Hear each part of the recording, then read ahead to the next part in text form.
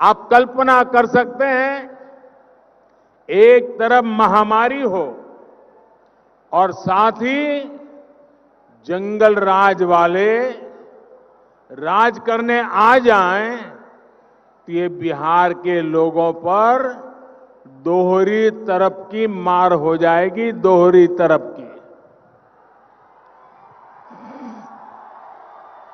सोचिए, कोरोना से लड़ाई के लिए जो इतनी राशि खर्च की जा रही है, कोरोना से लड़ने के लिए खास तौर पर जो योजनाएं शुरू की गई हैं, आप सोच सकते हैं अगर ऐसी टोली आई तो इन पैसों का होगा क्या। साथियों, जंगल राज के युवराज, जंगल राज के युवराज बिहार की जनता की, और मैं मानता हूं ये जंगल राज के युवराज से बिहार की जनता पुराना ट्रैक रिकॉर्ड के आधार पर और क्या अपेक्षा कर सकती है। जंगल राज की परंपरा में सब कुछ सीखने वाले लोगों को मुझसे ज्यादा अच्छी तरह बिहार की जनता जानती है।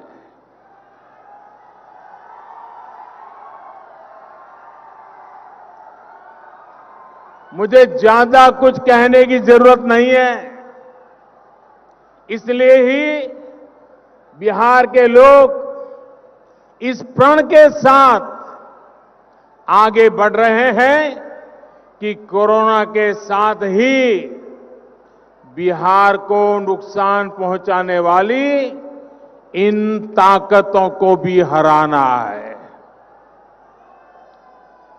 साथियों, ये चुनाव आने वाले दशक में, इस सदी में बिहार के भविष्य को तय करेगा। आपका एक वोट ये तय करेगा कि आत्मनिर्भरता का संकल्प लेकर निकले हुए भारत में बिहार की भूमिका कितनी क्या होगी। आपका एक वोट तय करेगा कि आत्मनिर्भर बिहार का लक्ष्य कितनी तेजी से हम पूरा कर पाएंगे। साथियों, बिहार में यहां के नौजवानों, यहां की महिलाओं, यहां के उद्यमियों, किसानों के पास अथाह सामर्थ्य है। हर जिले, हर गांव में कुछ न कुछ खास है, हर जिला स्पेशल है। अब जैसे मुजफ्फरपुर और इस क्षेत्र में ही लीची है, आम है, अनेक दूसरे फल और कृषि उपज है, चूड़ियां हैं, दूसरे हस्तशिल्प है। अब जब बिहार में तेज विकास का वातावरण बना है, तो इन स्थानीय उत्पादों की ताकत कई गुना बढ़ गई है। अब दुनिया के बाजारों में इनके लिए नई संभावनाएं बन रही है।